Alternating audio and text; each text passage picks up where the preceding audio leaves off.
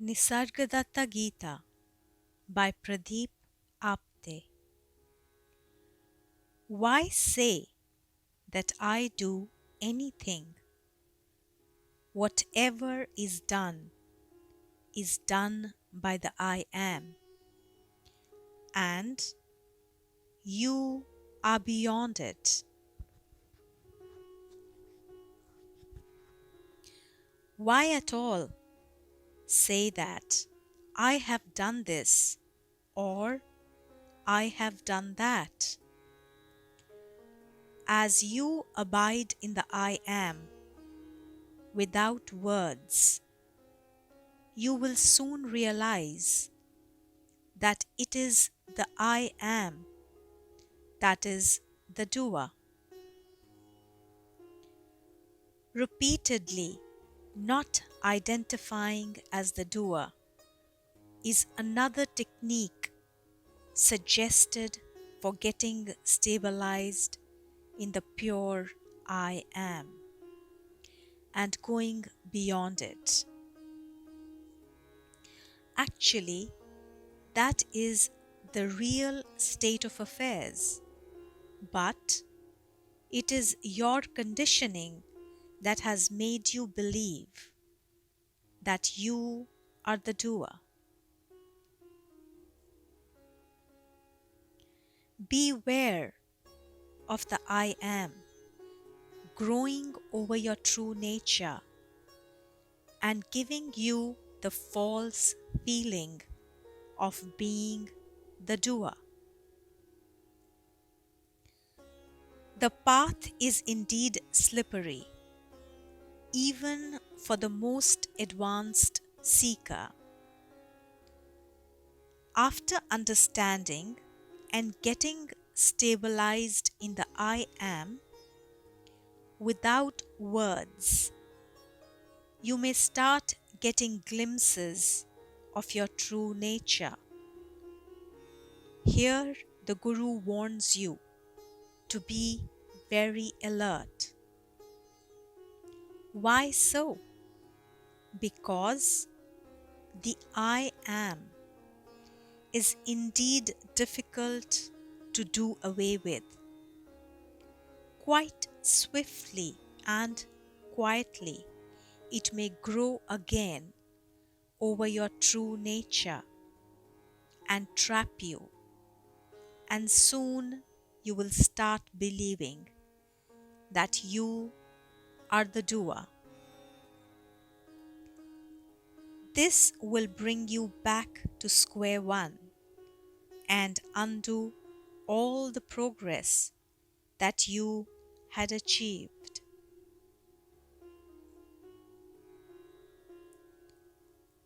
When the I am becomes pure, that is, without I am this or I am that, you become Ishvara, God. You have to come back to the I am when it first appeared on you, and the brief period that followed afterwards, when the I am was uncontaminated. During that period, the I am had no add-ons like this or that. It was a phase when it was pure. You have gone through that period in your life, and there is no reason why you cannot relive it. It is all a question of understanding the I am, applying yourself and abiding in it. If you do so, you become Ishvara, God, and stand a chance of transcending it and becoming Parmeshwar, the ultimate God or the Absolute.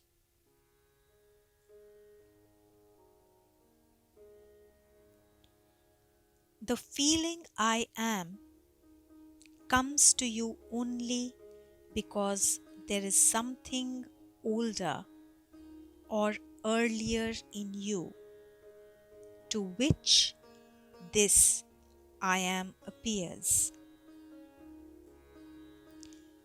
Ponder over a question like, to whom does the feeling I am come? Or, what was I prior to the arrival of the knowledge I am?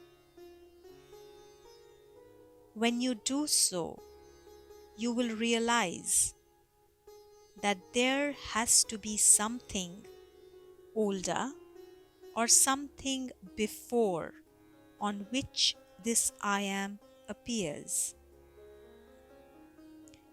The more time you spend in the I am without words, the stronger the conviction will grow about this something that is prior to the I am.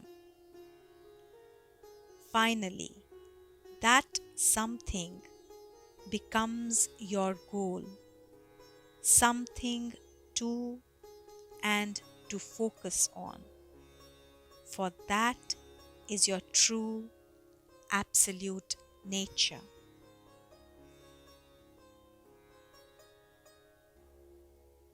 The interval between the beginning of I am, birth or waking, and when you lose it again, death or deep sleep, is called time. This whole concept of time is based on the appearance and disappearance of the I am, the arrival and departure of the I am, from birth to death is called a life, while that from waking up to falling asleep, a day. Accordingly, you say, his life has come to an end, or it is the end of the day. The I am linked up with memory maintains a continuity throughout your life.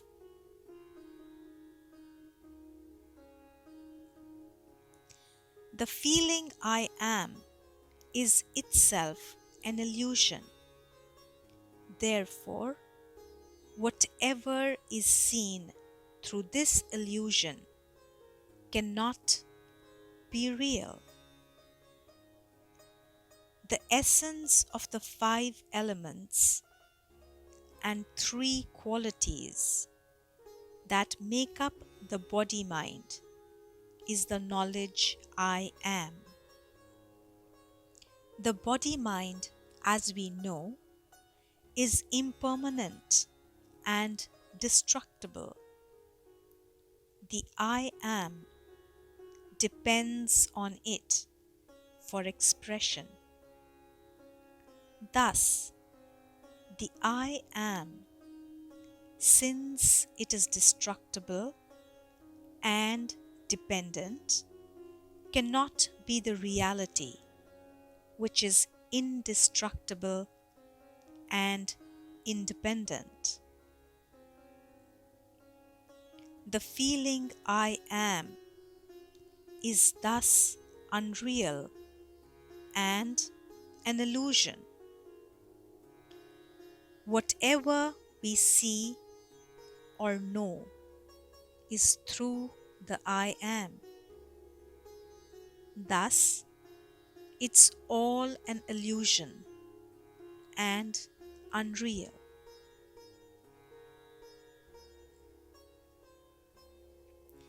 When Krishna says, I remember all my past births, he means the I am, the fundamental feeling behind all births.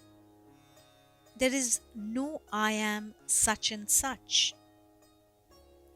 Krishna is the Absolute or the Parabrahman, your true identity. In the Bhagavad Gita, Krishna makes a statement where he says that he remembers all his past births. The implication is that he remembers the I am, the birth principle in every birth, and not that he was so and so. The I am appeared and disappeared on him as the fundamental principle of all births. Although the personalities kept changing depending on the elements, qualities, and the circumstances, the I am remained the same.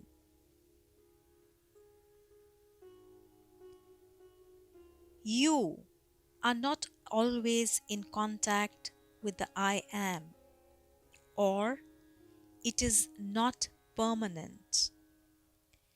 When you are not aware of the I am, who is not aware? As the Absolute or the Parabrahman, you are not always in contact with the I am. It appears and disappears on you during your life and is not permanent. The I am is initially dormant from birth till its appearance, and during sleep is held in abeyance, but it is always there in the background. Also, you are not usually aware of the I am simply because you are caught up or engrossed with the I am plus this and that.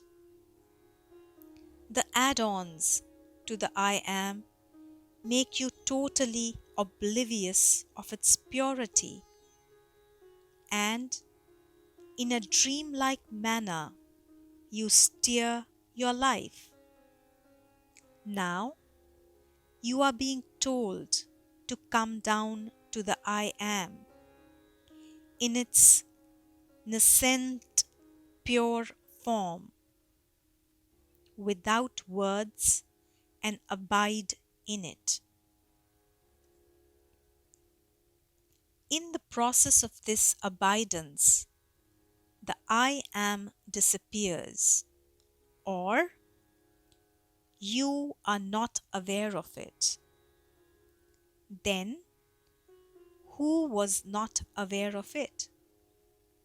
There must be a permanent principle in the background that swallowed it.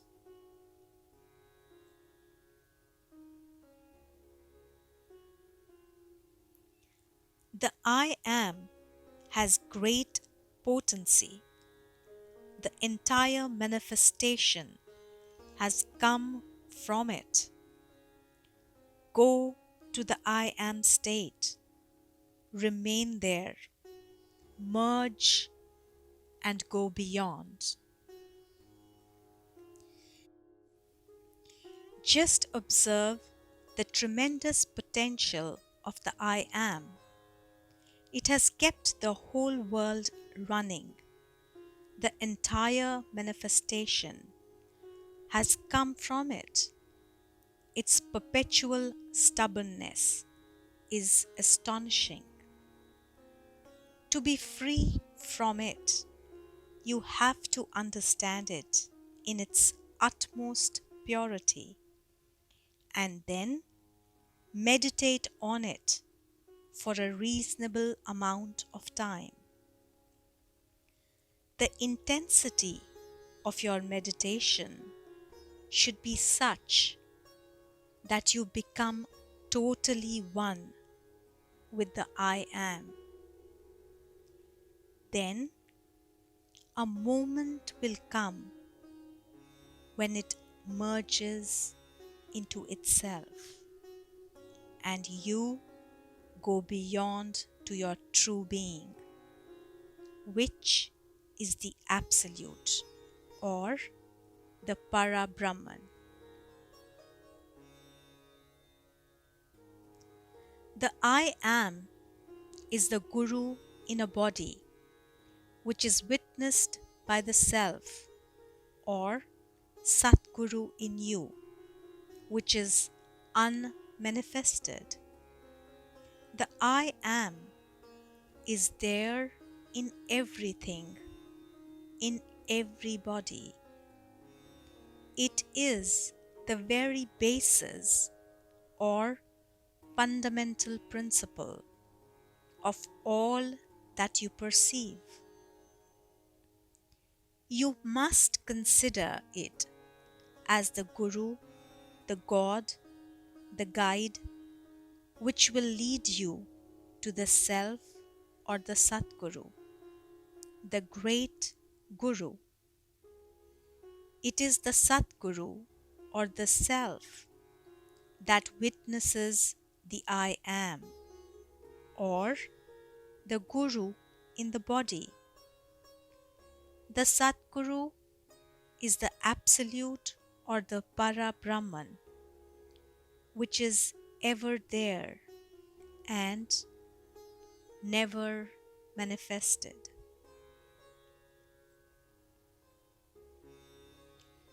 The I Am in its purity is turiya, the fourth state, but I am turiyatita, beyond turiya, and living in as reality.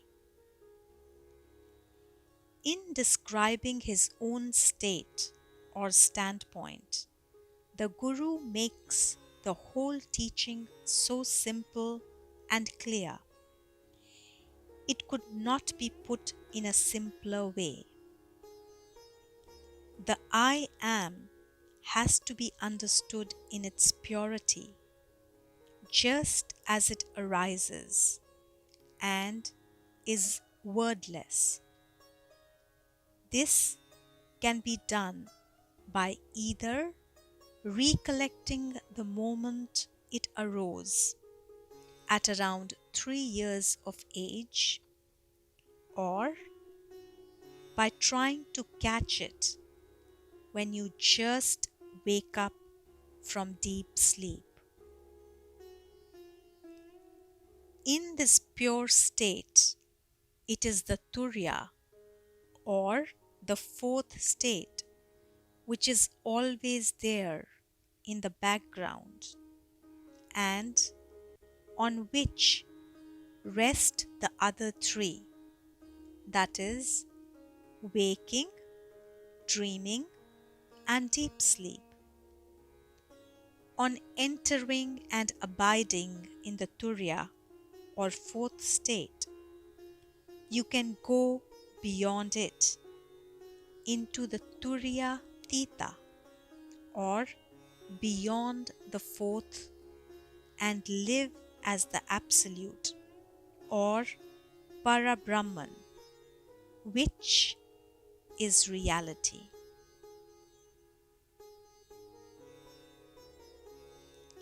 The repetition of a mantra takes one to the pure I am, where all knowledge is surrendered.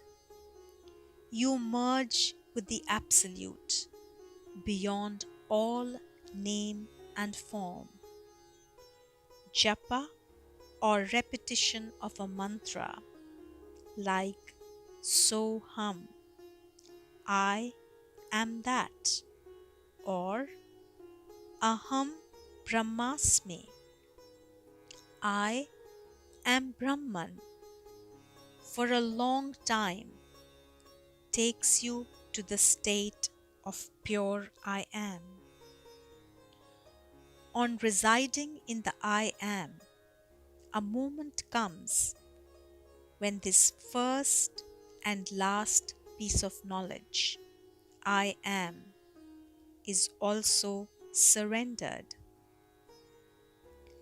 Once the I am disappears, you merge into or enter your original natural state, which is the Absolute, beyond all name and form.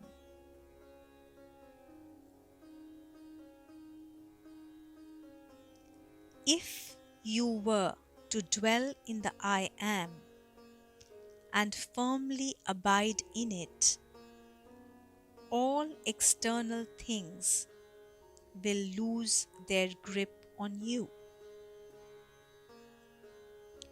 All externality has a very strong hold over us, to the extent that there are very few to whom it would at all occur that it could all be false. It is only in those in whom this nameless urge for the eternal and infinite awakens that the quest and questioning begins. If such a seeker is fortunate enough, he will come across a genuine guru who will put an end to his quest. To cut off all external things, the guru makes him understand the importance of the knowledge I am without words. Then he tells him to abide firmly in the I am, which is the sadhana practice. If the seeker correctly understands the teaching and follows the advice of the guru, he is bound to succeed.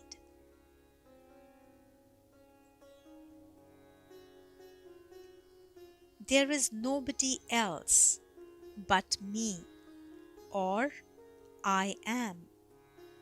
This non-dual devotion, Advaita Bhakti, is the highest, to vanish and be lost in the vast unknown. You have to meditate on the knowledge I am till you develop a strong conviction that there is nobody else but me, or I am only and nothing else. To get completely infused with the knowledge I am is to enter the turiya, or the fourth state, and this is non-dual devotion, Advaita Bhakti. At its peak or highest, you should be totally immersed in the worship of I am, to the extent that you become the I am. And What will happen when you practice this intense, non-dual devotion? You will vanish and be lost in the vast unknown and become the Absolute.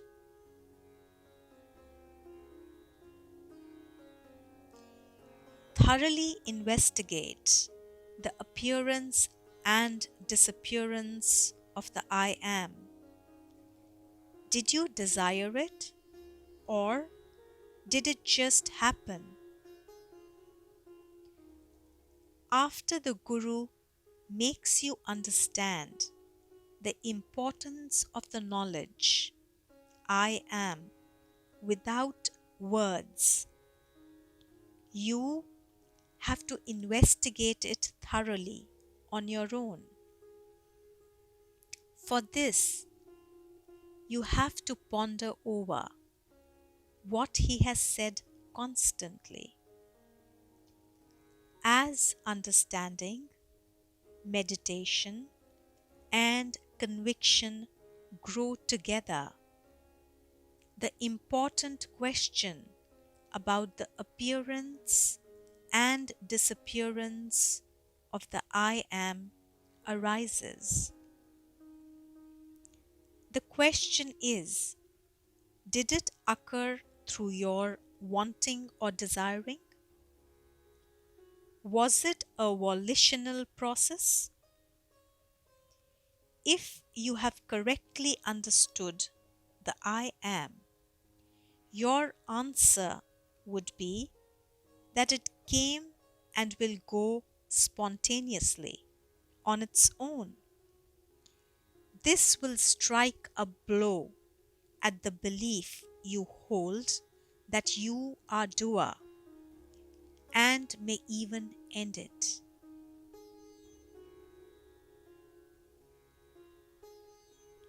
The I Am is the sole capital that you have. Dwell on this. Nothing else is necessary. The hallmark of the Guru's teaching is its simplicity. He states very clearly that the knowledge I Am is all that you have to bank on. It's the only capital you have. This legacy of the I Am has come spontaneously on its own without any effort on your part. Try to understand its importance and use it the best you can. Just dwell in the I Am. Nothing else is required. Why so? It is because the rest will follow on its own. On firmly dwelling in the I Am, a time comes when it gets pleased with you and releases its stranglehold.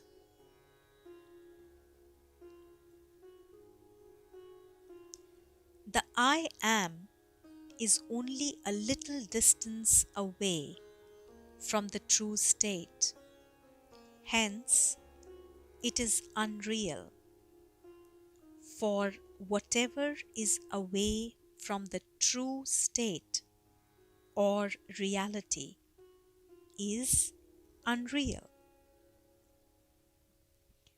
The I Am can be seen as the last camp as you scale the height of reality. Once you are stabilized in the I Am or the turiya state, your job is done.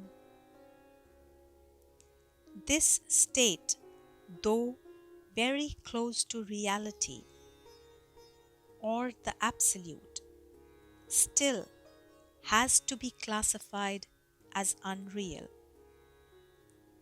The I am cannot remain as it is. It has to disappear or dissolve and merge into the Absolute or the Parabrahman. Only then will it qualify as the reality.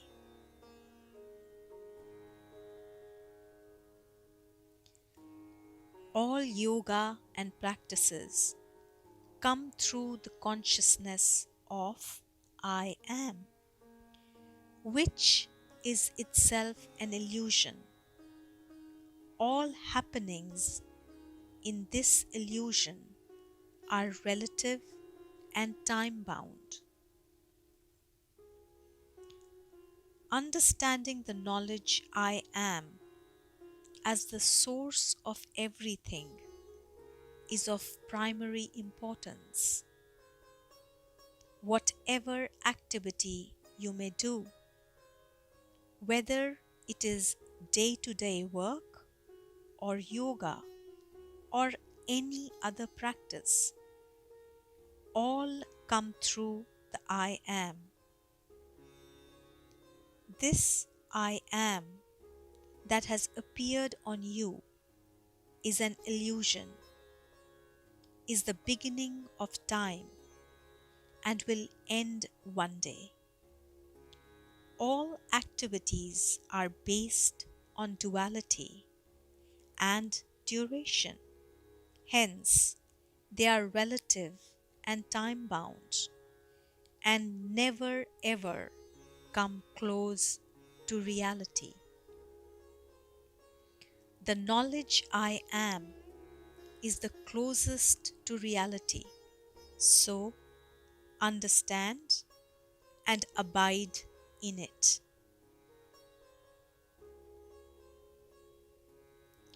The first step is to go and dwell in the I am. From there, you go beyond consciousness and no consciousness to the infinite absolute, which is the permanent state. After understanding the I am, the first step is to dwell in it.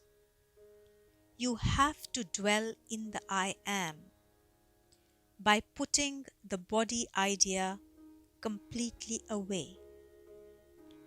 See the I am in its wordless purity and abide there for a sufficiently long time. When you do so, a moment will come when you go beyond consciousness or I am and no consciousness or I am not.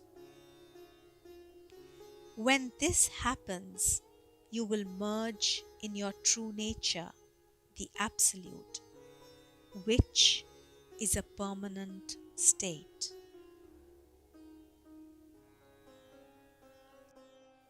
You are the reality beyond the I am.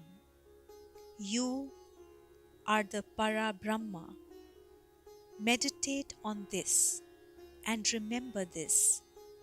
Finally, this idea too shall leave you.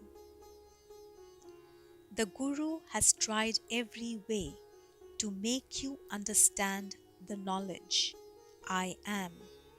Then, after you understood it, he advised you to abide in it and transcend it, to go beyond the I am to the reality which you are. The Guru now, pointing directly towards you, saying, "Hey, look here. You are the Parabrahman." This is like a final wake-up call. He is shaking you, beckoning you. Come on, man. I cannot say it more bluntly than this. Listen to what I am saying. Meditate on it till even this idea dissolves and you become what you are and what I want you to be. Understand the I am, transcend it, and realize the Absolute. In such a simplified way, nobody has expounded this profound teaching. You see the sunrise and sunset every day on the horizon. But does it really occur? Is there ever any horizon? You may try to approach the horizon, but you will never reach it. The appearance and disappearance of the I am is like the sunrise and sunset. It only appears to have occurred on the horizon, but actually there is no such thing. From the point of view of the sun, which stands apart, it never knows the sunrise or the sunset at all. It is always there, shining away in its magnanimous glory. This was just an analogy to enable us understand the I am, the comprehension of which has been time and again stressed by the Guru. The understanding is then used as a basis for the sadhana practice that has to follow, which is abidance in the I am, or the knowledge I am, meditating on itself. That is all that has to be done. If done correctly and earnestly, it will lead you to your ultimate destination, the Absolute or Parabrahman. Quite certainly, this profound teaching could not have been expounded in a simpler way than this.